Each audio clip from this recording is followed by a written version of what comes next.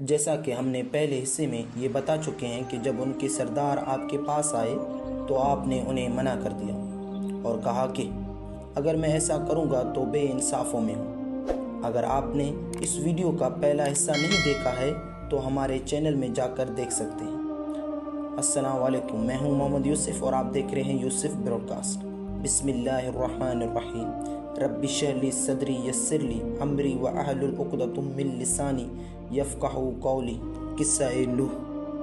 غرض حضرت نوح علیہ السلام نے قوم کو ہدایت پر لانے کے لیے اپنی ساری طاقت خرچ کر دی کہ کسی طرح یہ بتوں کی عبادت سے دستبردار ہو کر ایک خدا کی عبادت پر کھڑے ہو جائیں۔ حضرت نوح علیہ السلام نے ان سے فرمایا، تم ایمان لاؤ گے تو اس کے نقد انعام یہ ملے گا کہ تم پر بارشیں برسیں گی، کھیتیاں لہلہائیں گی، مال و دولت اور اولاد کی کثرت ہوگی، مگر افسوس کہ جس قدر نصیحت بڑھتی گئی ان کی طرف سے اس قدر انکار و نفور بڑھتا گیا۔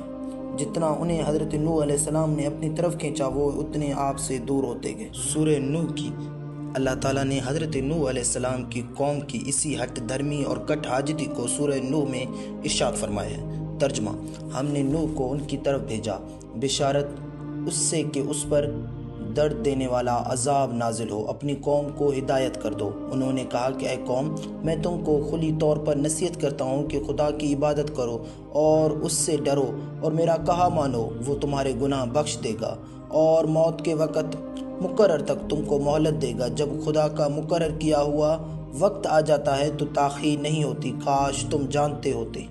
جب لوگوں نے نہ مانا تو نوح نے خدا سے عرض کیا کہ اے پروردگار، میں اپنی قوم کو رات دن بلاتا رہا لیکن میرے بلانے سے وہ اور زیادہ غریزاں کرتے رہے۔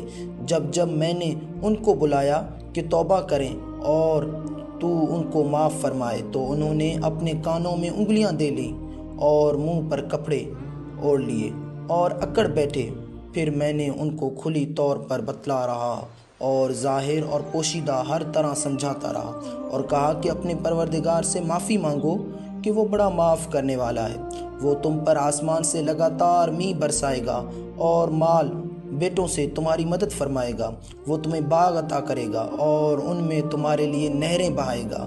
تم کو کیا ہوا ہے کہ تم خدا کی عظمت کا اعتقاد نہیں رکھتے، حالانکہ اس نے تم کو طرح طرح کی حالتوں کا پیدا فرمایا؟ کیا تم نے نہیں دیکھا کہ اس نے 7 آسمان کیسے اوپر تلے پیدا کیے، چاند کو ان میں زمین کا نور بنایا ہے اور سورج کو چراغ ٹھہرایا؟ اور خدا ہی نے تم کو زمین سے پیدا کیا ہے، پھر اسی میں تمہیں لوٹا دے گا اور اسی میں تم کو نکال کھڑا کرے گا۔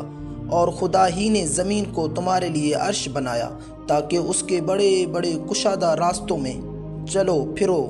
وہ اس کے بعد نوح نے عرض کی کہ اے میرے پروردگار، یہ لوگ میرے کہنے پر نہیں چلے اور ایسوں کے تابع ہوئے ہیں جن کو ان کے مال اولاد کے نقصان کے سوا کچھ فائدہ نہیں دیا، اور وہ بڑی بڑی چالیں چلے اور کہنے لگے کہ اپنے معبود کو ہرگز نہ چھوڑنا، اور ود اور سوا اور یغوث اور یعوق اور نصر کو کبھی ترک نہ کرنا۔ پروردگار، انہوں نے بہت لوگوں کو گمراہ کر دیا، تو ان کو اور گمراہ کر دے۔ قرآن کریم صاف بتلاتا ہے کہ حضرت نوح علیہ السلام کی عمر 950 سال تھی۔ 950 سال آپ اپنی قوم کو سمجھاتے رہے، یہ بڑا طویل ترین عرصہ تھا۔ آپ نے اتنی لمبی مدت میں انہیں سمجھانے اور ایمان لانے پر آمادہ کرنے میں کوئی کوتاہی نہ کی، بالکل آپ ان کے ایمان لے آنے سے مایوس ہو گئے۔ سورہ ہود میں ارشاد باری تعالیٰ ہے۔ ترجمہ: اور نوح کی طرف وحی کی گئی کہ تیری قوم میں سے جو ایمان لا چکے سو لا چکے، ان کے سوا اور کوئی ایمان نہیں لائے گا۔ تو جو کام یہ کر رہے ہیں ان کی وجہ سے غم نہ کھاؤ۔ تب آپ نے رب تعالیٰ کی بارگاہ میں اپنی قوم کے حق میں یہ بد دعا کی۔ سورہ نوح۔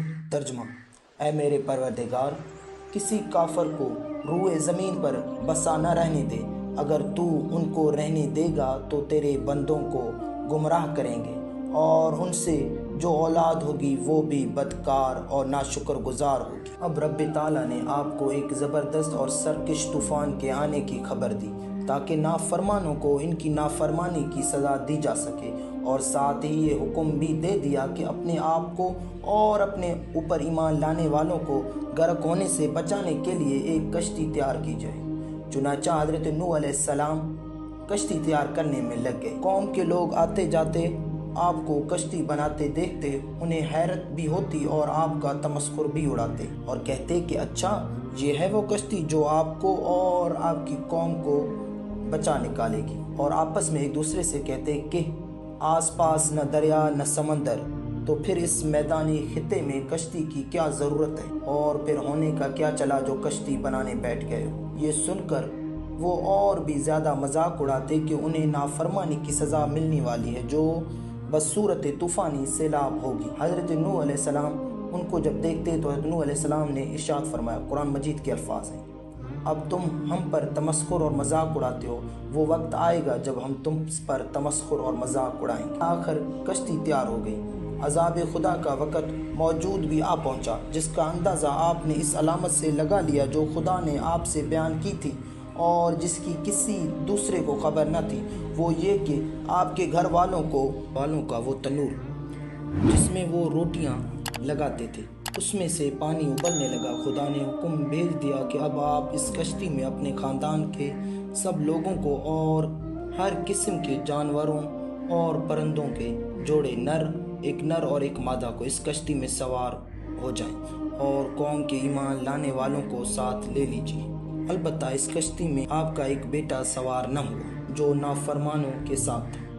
جب سب لوگ کشتی میں بیٹھ گئے تو آسمان نے اپنے دہانے کھول دیے اور زمین نے اپنا سینہ کھول دیا، جا بجا چشمے ابل پڑے، سطح آب بلند ہونے لگی، رفتہ رفتہ پانیوں نے کشتی کو اٹھا لیا، اور آپ نے ایک آواز دی، کنعان کہاں جا رہے ہو؟ آؤ اس کشتی میں سوار ہو جاؤ۔ کنعان آپ کا بیٹا تھا جو کافروں کے ساتھ تھا، آپ نے بڑے لیا، اور آپ نے ایک آواز دی، کنعان کہاں جا رہے ہو؟ آؤ اس کشتی میں سوار ہو جاؤ۔ کنعان آپ کا بیٹا تھا جو کافروں کے ساتھ تھا، آپ نے بڑے پیار سے اپنے بیٹے کو کہا کہ بیٹے آ جاؤ، کشتی میں سوار ہو جاؤ، میرے ساتھ کشتی میں چلو، ان نافرمانوں کے ساتھ مت دو۔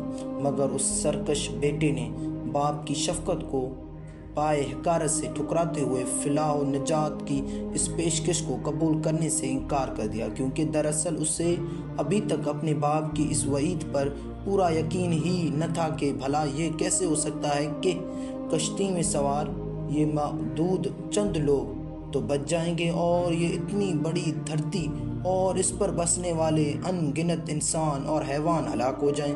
آخر یہ طوفان کہاں تک چڑھے گا؟ ریگستان، جنگل، گھاٹیاں، وادیاں، پہاڑیں، آخر کس چیز کو یہ طوفان ڈبائے گا؟ میں سامنے پہاڑی سے جا لگوں گا اور بچ ہی جاؤں گا۔ لیکن افسوس، بصر نوح رب کی قدرت کو سمجھ نہ سکا اور اپنے ہاتھوں ہلاکت میں پڑ گیا۔ اللہ کا حکم آ گیا، اب کوئی نہیں بچے گا۔ حضرت نوح نے کہا، پھر ایک پانی کی موج نے آپ کے بیٹے کو بہا لے گی۔ رب تعالیٰ نے حضرت نوح علیہ السلام سے اس بات کا وعدہ فرمایا تھا کہ وہ حضرت نوح علیہ السلام کے گھر والوں کو اس طوفان اور عذاب سے نجات دے گا، تو آپ نے رب کی جانب میں اپنے بیٹے کی نجات کے وعدے کی تکمیل کی اور درخواست کی کہ اور اس لیے کہ سفارش کرتے ہوئے عرض کیا کہ اے میرے پروردگار، یہ میرا بیٹا ہے، یہ بھی میرے گھر والوں میں شامل ہے، اور آپ کا وعدہ سچا ہے اور آپ سب سے بڑے حاکم ہیں۔ رب تعالیٰ نے یہ کہہ کر اس سفارش کو منظور کرنے سے انکار کر دیا کہ اسے اپنے گھر والوں میں شمار مت کیجیے، اور اس بات پر عتاب فرمایا کہ جس بات کا علم نہ ہو اس بات کا سوال مت کیجیے۔ پھر اس پانی کی موجوں میں یہ کشتی کوہ جودی پر جا کر ٹھہر گئی، جو جبل ارارات کے سلسلے کی ایک پہاڑی تھی۔ قصہ نوح یہاں پر اپنے اختتام کو پہنچتا ہے۔ اگر آپ نے ہمارے چینل کو لائک، کمنٹ، سبسکرائب اور اپنے دوستوں کے ساتھ شیئر ضرور کر دیجیے۔ والسلام۔